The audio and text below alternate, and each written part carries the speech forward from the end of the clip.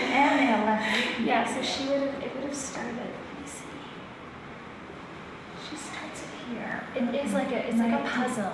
The strangest things hit you. I was very struck by the size of the paper.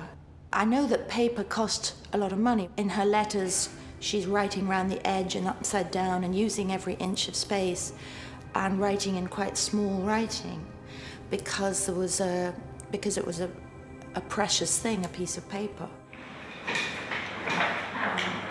But she's writing here about lace patterns and shopping for hats. Having been to her house at Chawton a couple of times, seeing the size of her dresses, the size of her shoes, the size of her writing table, the size of the windows she looked out at, it was a small, very concentrated, focused mind, I feel. And that gave me a little bit of a feeling of her. I don't mean a small mind in terms of pettiness by any means, but her canvas was small.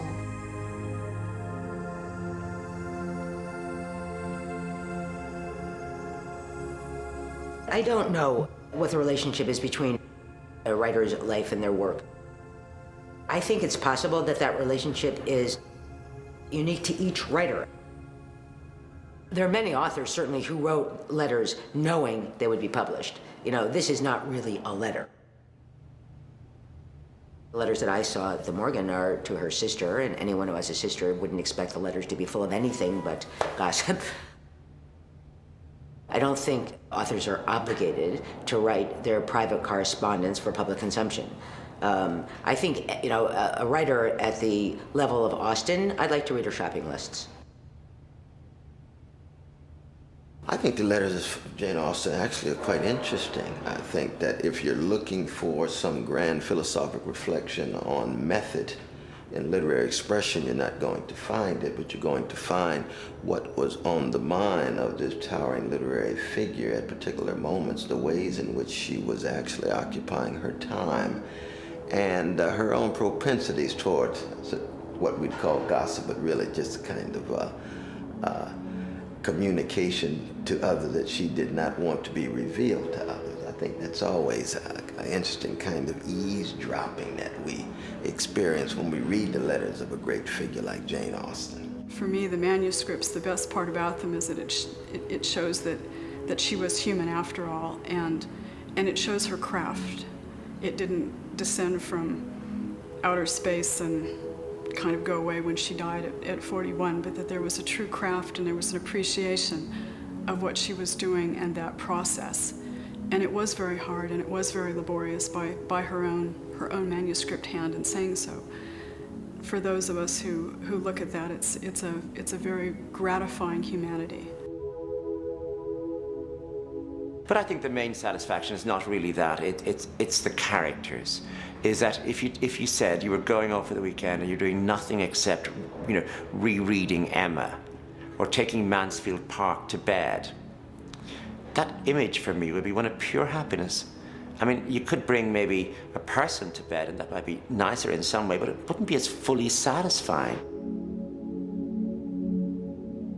One of the terrible things that happens is that you grow with a novel, you begin to imagine the characters, and you become the characters in Austen to some extent. You want the good ones to thrive, and you want to laugh at the ones that are sort of silly or comic. People are always saying, oh, they're a comedy of manners. Well, a comedy of manners relies on specific manners, and of course, these novels take place during the time that Austen was writing. But they're also about perceiving other people and trying to read what's going on inside them. And dialogues, and I don't mean only spoken dialogues, but a kind of unspoken dialogue between people. And this is as pertinent and relevant today as it was then. Any artist who has that, you know, quality of timelessness has that quality because they tell the truth, you know, so that the, you know, obviously details change But writers who date not because the details date, all details date. Writers date because their ideas date, and that means their ideas are wrong. Her perceptions don't date because they are correct, and they will remain that way, until human beings improve themselves intrinsically, and this will not happen. If I were giving a dinner party and Austen was coming, I'd put Freud on one side of her and Jung on the other. And I would want to include Mary Wollstonecraft. I'd like to hear her and Charlotte Bronte talk about things. If I had Jane Austen to dinner, I wouldn't invite anyone else. Emily Dickinson.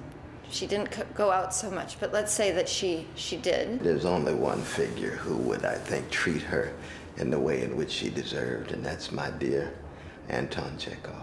And I would really lock them there for the evening, and I'd feed them quite a lot of alcohol. It'd be very interesting to know what Austen would make of Freud, as she discovered slowly what Freud actually was proposing. Just think, at the young age of 41 years old, she's already dead. And yet she has reached the Shakespearean level in terms of the novel, that the Emma Woodhouse in that classic of 1815 would be on the road to Emma Bovary of Flaubert, that it would be impossible for Charles Dickens.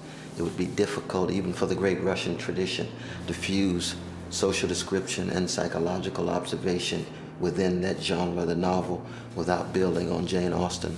So I would thank her, I would express my gratitude, and I would say, my dear sister, can I get a hug? And I think I would hug her without permission anyway.